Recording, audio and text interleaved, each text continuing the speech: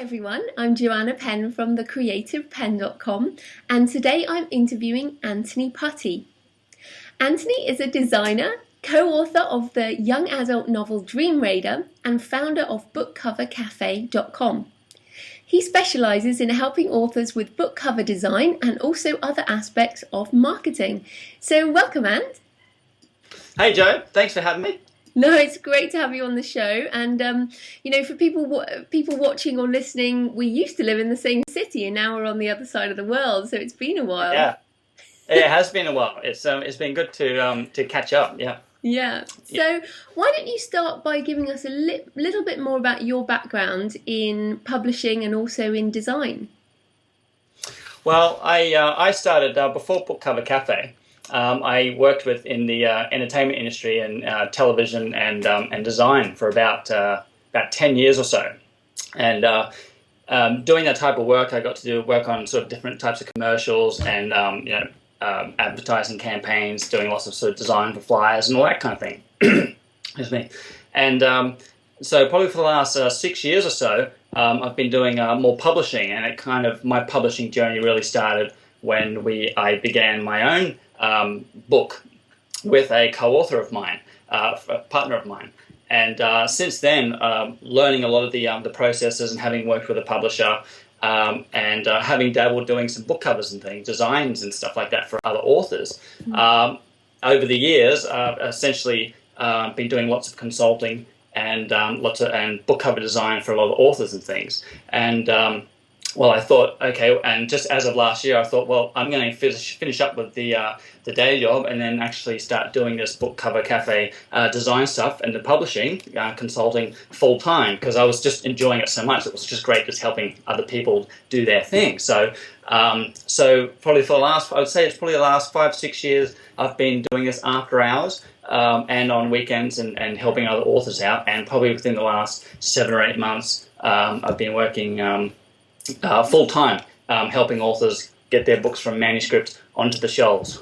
No, that's fantastic. And I really like it when people, who start out with their own books then take it into a business, similar to what I'm doing as well, because what everybody needs, and that's so important. So you've seen a lot of book covers, and it is important, and we do judge a book by its cover. And I wondered if you could start by going for what do people do wrong? Because, there's so many things that are right. I think it's easier to say what is definitely wrong. Maybe you could give us some tips. Yeah, sure. Well, book cover design can be very subjective. So what one person thinks is great and it's awesome, someone else might think it's a bit average. So, but generally speaking, probably one of the things that self-published and independent authors get wrong is just having a lack of impact with their covers. So they don't necessarily draw the eye. They might sort of look a little washed out. There's nothing that stands out and grabs their potential readers, whether it be nonfiction or fiction. And it usually comes down to a couple of core things. And the first one would probably be the poor use of titles and typography. So sometimes it's usually too weak of a typography sort of selection, a font selection, and things like placement of the titles and their names. Like the author name might be in Times New Roman, which is a very common font, and it will be very tiny, just down in the bottom corner of the book cover. And it's almost like there's a subliminal sort of shyness that sort of is portrayed that way. It's almost like the author doesn't have enough confidence to have their name big and bold and say, I'm an author, I'm here playing the game for real, you should pay attention to me, So whether you're a fiction or non-fiction author, really sort of convey that sort of confidence, being and a sort of a professional author that you want to be seen as. And it starts by something as simple as just having your name big and bold, just like you do with your own cover, Joe. And your name's nice and big, bold down the bottom there. It's strong, it's clearly seen, and it helps sort of balance the top and bottom of your cover. And that's great. And that's what some authors, I think, need to do more of. I think another one is probably clutter. There's too much stuff on the covers. And it kind of dilutes the message about what you're trying to say with the cover and trying to convey. So some authors, because they know their stories so well, they try and grab the main characters on there, and then they chuck in a sunset, and then there's the farmhouse, then you've got to have an ocean, and it's there's all this clutter, and it becomes noise, and it really sort of confuses the eye, and you can't make out exactly a clear message or what the story is trying to say. So I would say to some authors, when they're considering their design, doing it themselves or going with a designer, and that is, can you come up with something that perhaps is a little bit more symbolic, that represents your story, that kind of beholds what the characters, the story of the characters throughout the book, why you're reading it, what motivates them. What's something that can encapsulate all that as part of your message on the cover? So it can be, and make that really strong.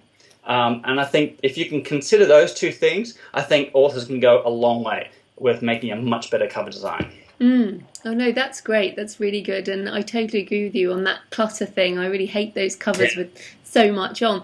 So that's really good. So what about any kind of rules around genre? Because people say, oh no, you can just break the rules. But, you know, what are some of the issues around genre covers? And I guess we're talking fiction here. Oh no, there are rules for non-fiction too, I guess. Well, there is, yeah. It's probably not so much hard and fast rules, but there's certainly some considerations sort of to keep in mind. And it comes down to what type of genre your book is, and who your audience is, and what they usually expect from their favorite genres that they read.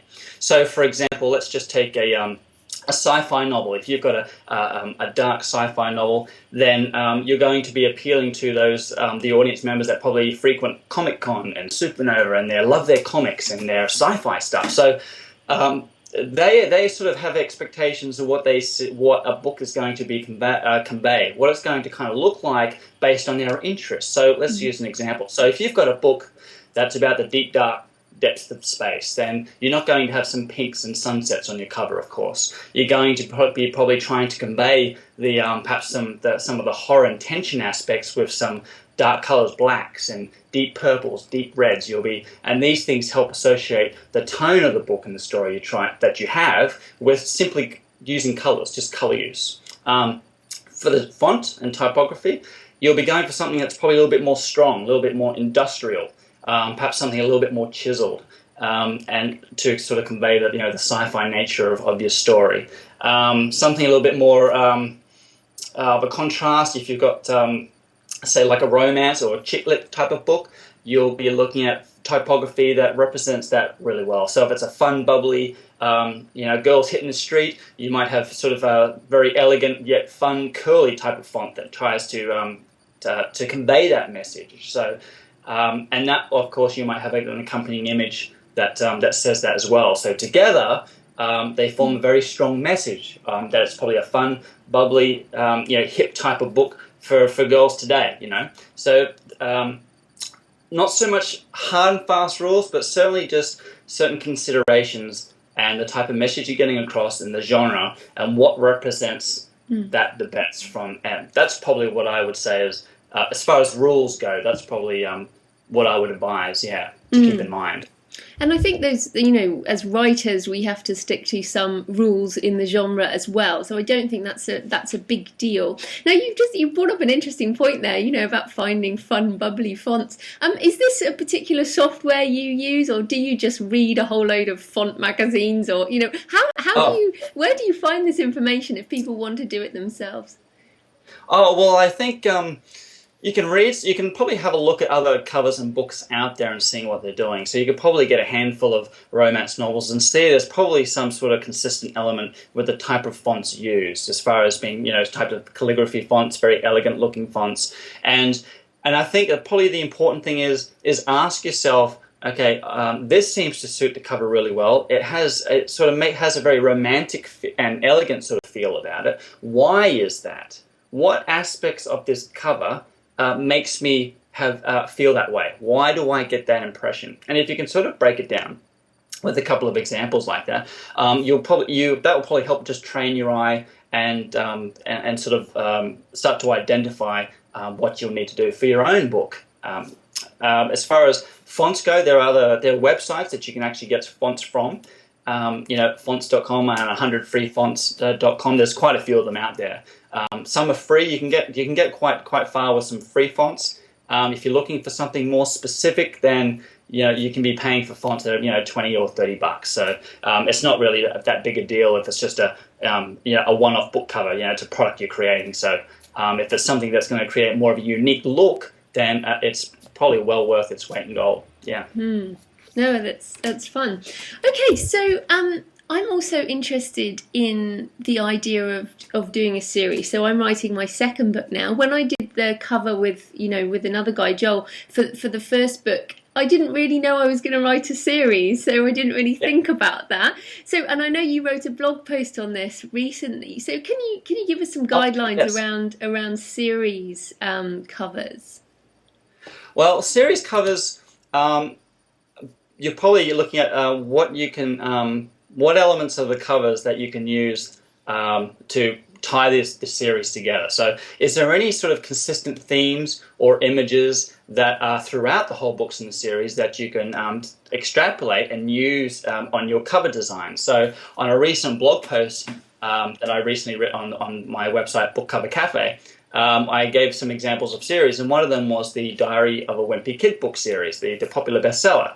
And it's a great example because everyone can see clearly what's being used as far as tying that series together. So each book has the main title, which is the same sort of type of font, and it's absolutely recognizable, and that carries across all the books. But each of the book is distinguished on its own by simply having a different color for that chapter, that volume. So that's something you can consider as well. So for a book, say, like Pentecost, and your next book, Prophecy, I believe, you might sort of think about, well, is there a symbol or some sort of rune or some sort of element that's consistent throughout the series? Is there a particular stone or there's an element that you can sort of extrapolate and somehow put into your cover, whether it's on the spine, the front cover, and the back cover, that's consistent throughout the series. And that's something you could probably consider as well. Maybe you sort of, with Pentecost, and you're taking across the same type of font across the different titles, you could do that as well. So that's some things. You've also got the non-fiction. You've got the branding books like the Dummies Guides. They're probably they're very clear examples of black and yellow going across all the series. Like, they're unmistakable, those books. And if you can create a cover that creates very sort of identifiable elements, then you're halfway there, and that's actually part of your branding there as well. So I would consider just thinking about if there's any consistent themes running throughout the book.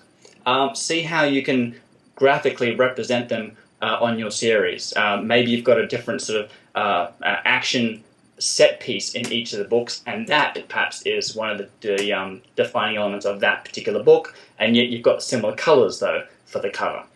So that's just like an example as well. And we do often see, so I went to a bookstore the other day, and China Mieville, who's like a sci-fi spec fic author, they'd re-released all his books with new covers. So people shouldn't be scared to re-release books with new covers, should they? I mean, that can be a rebranding. Exactly. Well, with ebooks now and being able to upload yourself through the Amazon DDP and the likes of Smashwords and CreateSpace Lightning Source, you have the opportunity to create a second or third edition, or simply just creating a new cover for your book. You have that freedom. That opportunity is there. It's now there today for authors. It's awesome. It wasn't there just a couple of years ago. So if you find that you're getting feedback from readers that this particular cover didn't quite convey the message of the story that they thought they were going to be reading, even though they enjoyed the book, maybe you can sort of take that comment, go, thank you very much, and use that to sort of, well, how can I improve the cover? What would you have expected to see on the cover to help sell the idea of the story to you a little better? And you can use that type of thinking to help fix your book up and create a new sort of book cover for it. And of course, another great example is the longer books have been out, the more people sort of have read them, the more opportunities you have to get book reviews for your books. And of course, you want to be able to put those on your book cover too. So especially on the back cover, you could do that too. So of course, that's another reason to make the most of the opportunity and update your book cover with simply some new blurbs and reviews, testimonials. And while you're there, if you can change and craft the cover, hey, do that too. That's as long great. as you don't clutter it. Yes, no cluttering. But no, testimonials on the back cover of a print book, that's an excellent idea. So let's just talk about the difference between ebooks and print, because clearly, you know, when for example, I buy 99% on the Kindle now, and when I browse, I'm browsing a tiny, tiny little cover, you know, although I still browse in bookstores, but I buy on the Kindle. So what do we have to consider with ebook covers? Ebook covers. It's got to stand out. You've got to make that impact. So big, bold titles and text is what you want to sort of be focusing on, because it needs to be readable. If you've got a couple of blurbs on the front cover that aren't quite readable, well, that's okay. But absolutely, your title needs to be seen. And when it comes to thumbnails, like on the Amazon store that you see, then color plays a huge part as well. And I think if you can sort of, whether it's a print book or an ebook, if you can give something like what I called the glance test, that if you can just, you know, have a glance at an image and then look away, but you can kind of distinguish what the book is, whether it's simply a dark sort of creepy book and you can't quite make out, you know, the words and stuff, but if you have an idea of what that book was about, then that gives you a good idea that you're on the right track for it to being able to sort of stand out. And I do that with print books too.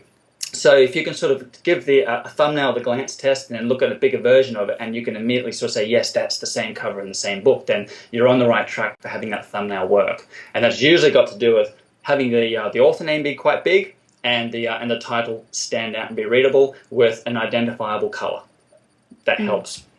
Yeah, absolutely. No, that's good. It's worth sort of considering having the thumbnail, but still making sure it works as an A3 poster as well. If you are doing you know, actual offline events, going to expos and book signings, you know, some people are still doing these, and for those doing non-fiction books, doing speaking engagements and going to seminars and conferences is probably still a really big deal. So it does need to sort of work on both levels. Yeah.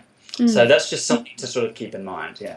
Fantastic. Okay, so if people want to DIY, I mean, you know, people are still doing this themselves. How can they actually do that? I mean, do they you know, go onto a package on their laptop, or, you know, how can they do this themselves? I think to do something that would be usable on your, as far as your book goes, and actually wanting to feel comfortable sticking on the bookstore site, you probably want something a little bit better than, say, your normal Windows Paint program. It's not going to give you the flexibility that you need to simply just move around some font types and things. So you can get your stock footage. You can find some great images on iStock Photo, and there's a few of those different stock sites out there, and they start from anywhere from a couple of bucks, you know, upwards. And certainly go about finding which sort of main elements. It comes back to knowing how you can best represent your story as simply as possible, and what sort of images and elements can you find that do that. So most of the time actually is actually spent finding the right images, finding those right elements and the right font that is going to work for your cover. And that probably often takes more time. I've even found for clients that aspect of the project takes more time than actually putting the cover together itself, you know.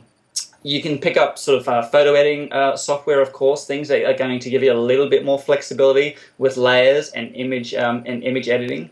So something like Photoshop Elements, it's probably just like a couple $100, but if you intend on doing your cover and you're really serious about it, it might be worthwhile. If you're looking at doing a whole bunch of series of books of your own, then of course you can use that same software for all your book covers. So if you're selling all those books and doing quite well, even just modest sales, you'd probably pay for that software, twice over. So if you're really keen on doing it yourself, that's an option. I think there is a free piece of software called GIMP. I think at gimp.org. It's like a Photoshop type of software. It is free, but there is a steep learning curve for those that aren't familiar with imaging software. So you've got lots of layers, lots of options, and lots of tools. So give it a shot. I mean, those people that can't afford to get a designer for a couple $100, certainly you can get that GIMP software. Just be prepared. There's a little bit of time at the start to learn, be familiar with the software before you can start creating something.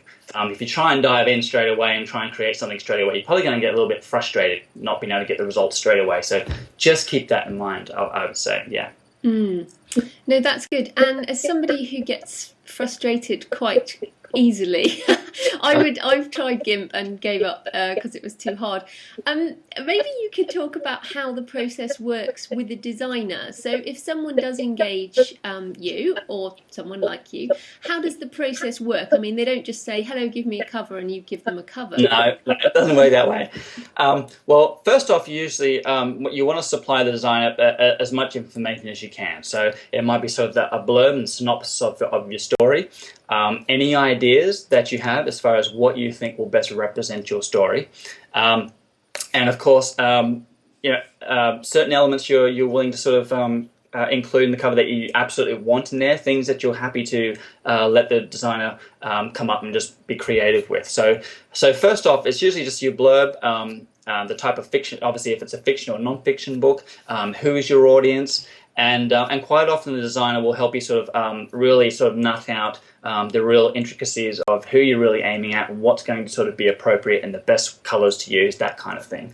And then usually once you're happy and you sort of set up a project and you're working with your designer, they'll come up with usually, say, probably 2 or 3 designs and which are considered drafts. Based on the information that you've given them, and any reference is always helpful. If you've got other book covers out there, some favorites that you have, they work great. If some of the ones that have the same flavor and tone that you would like to sort of convey in an original and fresh way, of course, that helps too. And I often don't limit people to other book covers as well, because you don't want to start creating the same thing over and over again. And I recently just had an email come through for someone asking that exact thing. It's a romance novel, and they gave me a swatch of about 20 different book covers. And she said, all these book covers are practically the same, with the couple on the front. The guy's got his shirt off, he looks great, he's buff, her hair's back, it's blowing in the wind, and it's pretty much the same type of thing over all the covers. She said, well, I want to convey that intimacy and that passion, but I want to try and come up with something more unique and different without having the same perfect looking couple on the front cover. So that was something we started to explore. So that was great reference. That was a great thing to say what she didn't want. And then she gave me a couple of examples of the different types of covers that she would like to try and explore. And I thought, that's fantastic. That's great. And also movie posters and covers are great too. Because in this day and age, we're all very much into our iPods and YouTube and movies and even book trailers now, as they start to become a little bit more popular into the future. A lot of motion video. So movie trailers are a little different to book covers. And not that I'm saying you want to do a movie trailer for your book cover, but you can certainly get some inspiration, some ideas from even just movie posters and things as well, as far as conveying a subtitle, color use, that type of thing, because designers have very sort of similar sensibilities from book covers to movie posters. So, I mean, you can use that as well. So once that's all done, you actually give people the file, don't you, to upload onto CreateSpace or Lightning Source or one of these other, print-on-demand packages. I mean, you actually give people print-ready file. Yeah, that's right. So as part of the project setup, you'll also be required to deliver what type of printer you're using. So if you're using CreateSpace, Lightning Source, or a local printer to you that you plan on doing some books with, then yes, getting a template off that printer is great, and that's what we use as a guide. So for a print book, that factors in the spine width that you need to consider as well. For ebooks, not really so much, because it's just the one front cover, of course. So usually we'll give you a few drafts. You see which cover design versions that you like. You might want to mix and match a bit, and that's fine too. Then once we've finally come up with the complete cover and you're happy with it, then that is then exported in usually it's a PDF file, and that is a file you can upload directly that's ready to go to your desired printer that you want. Yeah. And designers most often than not don't hold the rights to your cover design. So once you've bought that cover design, you're simply paying for the service, and that's it. So you get your finished product, and the rights are yours as well. People are wondering, what type of price range are we talking about? Can you give us a sort of ballpark for ebook versus print book? What should people be looking for? Obviously not like $20. No, you're probably looking upwards of a reasonable. A lot of cover designers are different where they do it and where they price it, but I would say upwards of about $200 you're looking at, and that might be sort of like an e-cover or a print cover. Print cover packages sometimes come with your ebook cover as well, so you're getting the 2 product covers for the price of one. So I would say upwards of probably say $200, depending on what you want, whether or not you want print and an ebook or just an ebook. If you want just the ebook, it's probably going to be a little cheaper than the print book too. So it depends on what you're looking at. If you want more drafts to choose from, then it requires a little bit more time on the designer, but you get a lot more choice and probably narrow down a design that you really like, eliminating some of the other possibilities. And of course, that might be a little bit more money as well. But I would say upwards of about $200. If you allow that, then that'll probably be enough to get you in the game with a designer, professional designer, to work some magic. Yeah. Yes, I would say probably between 200 and 500, depending on. Yeah, that's probably the most popular sweet spot for authors. Yeah. Anything above that is usually probably a custom quote, and for those going for more of a custom drawn, painted sort of artwork, especially for like fiction novels, if they've got a specific image in mind that they want, then that takes a particular type of artist to then go ahead and create and paint that picture, and then that's given to the designer to then incorporate into the cover. Not as commonplace now, but every now and then there's some people that have that money and they want something really specific. They won't budge from it, but they're happy to pay for it. So hey, that's cool. If that's what they want, that's cool. Isn't that what you did for Dream Raider? You did something quite special. I did that. The Dream Raider cover is if I can find it. Cool. Yeah. So that cover there, Dream Raider cover, that's my own personal book I've done with a co-author friend of mine, Kev. And that's a young adult novel that I actually painted up myself. So as far as actually another author probably paying for something like that, it's probably quite expensive. You're probably looking upwards of about probably $700 to $1,000 because it's all hand painted and done. Because being my own book, obviously I was able to put a little bit more time into it. Of course, it is awesome, and I've seen it on big posters, and it looks good. It's very effective. And we've had great feedback from it as well, and we've had quite a few stores want to sort of hold posters as well because it's really effective. And at expos and things, we'll set up the stand so all the green essentially shows off, and it just draws so many people. So now with our second book coming out in November, I've got to try and do that again for the second book and try and have it be as effective. So I've kind of set the bar really high for myself on this one. So that's a little daunting. But as an example, as far as the branding in the series goes, the second book's going to be a different color. And then the third one, and there's 4 in the series. So we're using a different color for each one. So that's an example of that. So this particular one, obviously green, then it's red, and so forth. So, but yeah, so if someone wants to pay for something like an actual handcrafted design like that, you're probably looking at a space between $700 to say $1,000 because it's all hand done. It's just the time it takes to handcraft something like that. Yeah. Now I know you are very enthusiastic about this whole process. Maybe you could leave us with some exciting words about the future of publishing. Future of publishing? Well, I think, as you know, Joe, now is probably the most liberating and opportunity-driven time that you can potentially be an author. I mean, you don't have to sign the big contracts anymore to get into bookstores. You can get access direct to these distributors without having a middleman there taking a cut of your pie, and your hard-earned pie too. So what I want to do with Book Cover Cafe is offer these professional services that you would otherwise get at, say, like a trade publisher, including editing, and have it just as like an a la carte business services. So if you want great editing, here you go. You want a great cover, here you go. But you have the rights, and as the author and publisher, to then go off and just blaze some trails.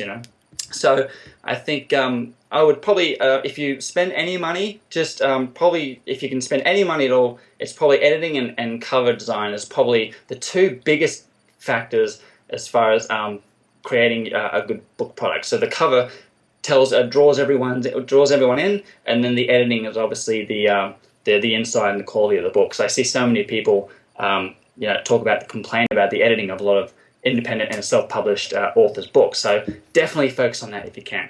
But I think a lot of people, it's like a lack of confidence. They don't quite know where to start. I say, don't be afraid to ask questions. You know, I really encourage questions on the Book Cover Cafe Facebook wall, and I'll answer them right then and then. I check it every day, and in emails, I'm happy to answer emails too.